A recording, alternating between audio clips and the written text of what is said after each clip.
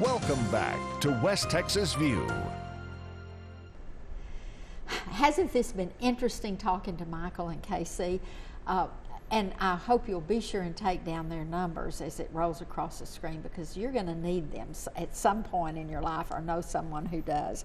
I want to get back to a little bit more about the scope of your services. And just before the break, I asked you to be thinking about some of the things you do in groups, like maybe support groups or group therapy, or even workshops that you do for businesses and organizations.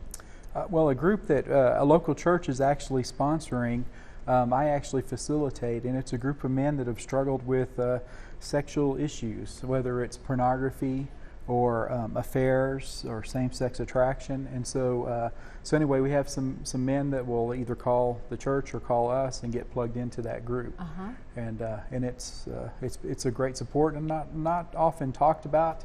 And there's not a lot of areas to go to get no that. Safe places. There's and really this is a good safe place. It is a safe place.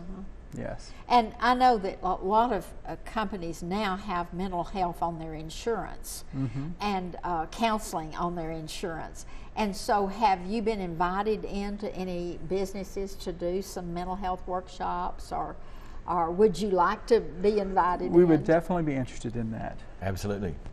And one of the things that I can think of is that there's going to be some other communities contact me and say, we'd love to have them here as a satellite office in our community. How do we go about it? And so they just need to call you and talk. That would be perfect, because we are interested in that. We want to be more involved in the community. We've got our base offices in Midland, Odessa, and Andrews, but we would love to have opportunities to have satellite offices in some But places. the important thing is you have now clients that come to you from all over the Permian Basin. From Colorado and City, New Mexico, Hobbs, Jowl, all over the Permian Basin. It's incredible how far they'll drive.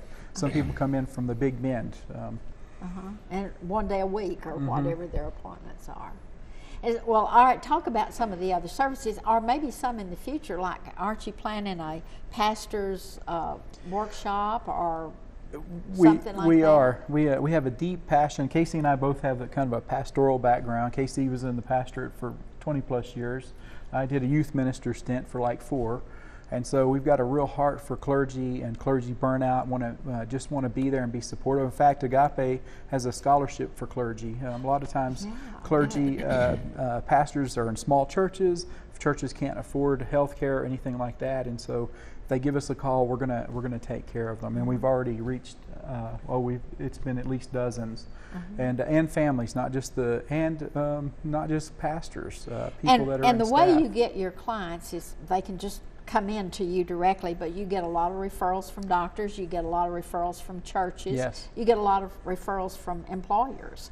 And so let's talk, that leads us into talking about your funding, and particularly about how people pay and what it costs. And I know that insurance covers sometimes, some insurance policies cover it. Yes, they do. Tell us about Well, that. our main charge, it's $120 for initial session and $100 following.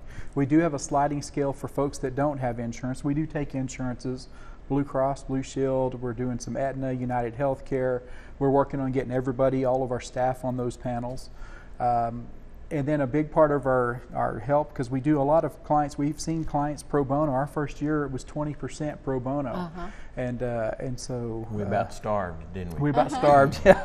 But that's part of a nonprofit agency. Is sometimes you have to give services to those that are in the lowest That's right. income area that really, really need That's you. right. And so, therefore, you have been very fortunate to have some funding. Let's talk about We that. have. Abel Hanger has helped us in many ways, from the support of the Midland Shared Space that they've done to us personally, or Agape. We've had a number of other foundations give us some money. Right now we're working on trying to build a community base, and we're working on trying to get just the average person out there that could give us $5 or $10 or $20 a month to help us get rolling. We're working on trying to build up that support. And the important thing is that goes into the fund where you're helping these people on a sliding scale. That's right. That can pay maybe 3/4 or 2/3, or they don't have any insurance, and a lot That's of them right. are single mothers that are struggling so hard just to pay for the cost of their children's education, and then having to tack on something that they so desperately need. That's right. And another thing is these people that are taking care of parents and also have children that's still at home, and they are so in need of some kind of counseling. That's right. As their caretaker role becomes so burdensome. Well, tell us other ways that you get funding. I know, do you have any kind of fundraising?